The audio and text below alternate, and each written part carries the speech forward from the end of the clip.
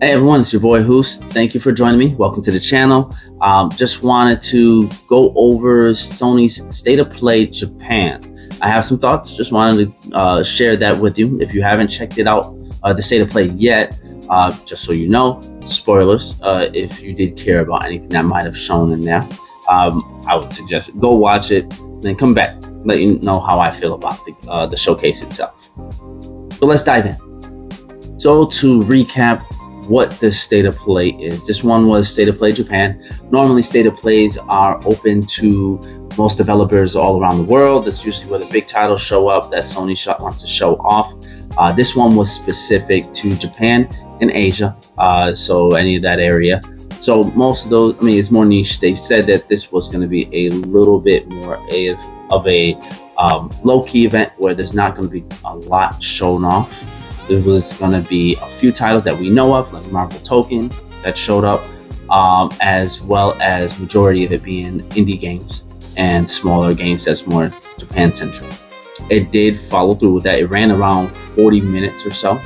It was a decent show. It had some good stuff in it. Now, myself, I was kind of hoping for some kind of surprise in it, like not even really a bunch or something that had a huge chunk. Just a surprise of something that's coming down in the future pipeline. Just to be honest, didn't really have much. There was a few like I said, games that we knew was going to be in there, like Marvel Token.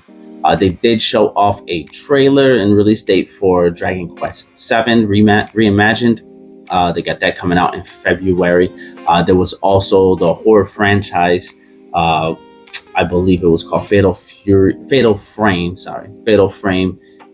II Crimson Butterfly Remake. That got a date of March 12th, 26. So that was also gotten a nice chunk of time. Like I mentioned prior, Marvel Token Fighting Souls, that showed up. That looked nice. I enjoyed that. They got a good section in there where they was going over some characters in the game, as well as more information. And I believe it said something regarding a demo being shown for the game too.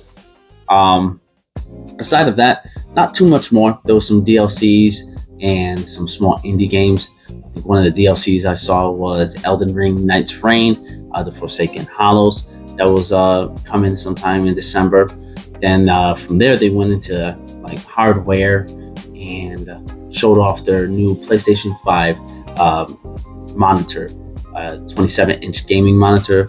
That one was that was cool. They had that showing up. There wasn't too much more outside of that, and a few other tweaks that they have showing up later on. The remainder of the time was about the smaller games, indie titles that they have coming out. Myself, you can consider me whelmed with what I saw. It was cool seeing some of those larger titles. They were okay. Not anything I'm really invested in outside of Marvel Token. But I didn't really have much expectation for that. It's a fighting game. There's not too much more you can do with that in terms of excitement outside of, allowing us to see more of like a story aspect to it or more mechanics or things like that. But they didn't really go too deep into that. The other games, okay, but nothing I'm really invested in. They then after that focused mainly on the indie and smaller title games. Those look interesting. They look cool. I like the presentation itself. Just again, not my cup of tea. Was hoping for some kind of surprise, some kind of like just take that. You didn't expect that, did you? But no, nothing like that. So it was a little disappointing in that regards. But they did try to downplay it. It's just it went lower than I anticipated in terms of how they downplayed it. It really wasn't much at all. That's not to say it was a bad showcase or anything like that. Just not my cup of tea. It was, if you were like for example, a Dragon Quest fan or someone who is a fan of Fatal Frame or any of those other kind of titles that got a good amount of time on screen, this was probably a good showcase for you. So that's definitely a positive, at least. So that if there was a fan that got intrigued by them, that worked out. Now, the remainder of it was little small titles. That's more niche in terms of for Japan or any of those Asian countries that were related to those developers. But not too much more outside of that for me. I was personally looking for a major title just to be shown, just a quick flash, not even like a full trailer or full segment or anything like that. Just like, hey, this is on the pipeline, or hey, this kind is expected some year down in the future. But nothing. It was pretty quiet of a show itself. So that kind of was a little underwhelming, but it wasn't, again, not expected, because they did kind of try to downplay expectations. So the next good chance we will see anything probably would be the Game Show Awards. That's going to be sometime in December. That will be the next big event that probably will have anything major. Now, me personally, I am a Kingdom Hearts 4, a Kingdom Hearts fan in general. So I'm looking for Kingdom Hearts 4 because it's been, like I mentioned before, a Sahara desert when it comes to information regarding that title.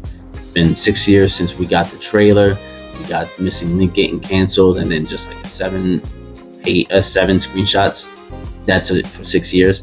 Want something just to, keep hope alive in terms of the show. The game still coming around. But there's obviously a bunch of other big titles I would like to see. But Game Show is the next chance. We'll see what happens then. Until then, that's all I got. Let me know what you think. I kind of rate this kind of like a 5 out of 10 type of show. Wish there was more, but it wasn't bad what we got. But let me know what you think, what you rate it. Put it in the comments down below. I would love to get in touch and see what people think. If you did like my breakdown, hit that like button, subscribe. Really helps the channel. Until then, be blessed. See ya. Have a good one.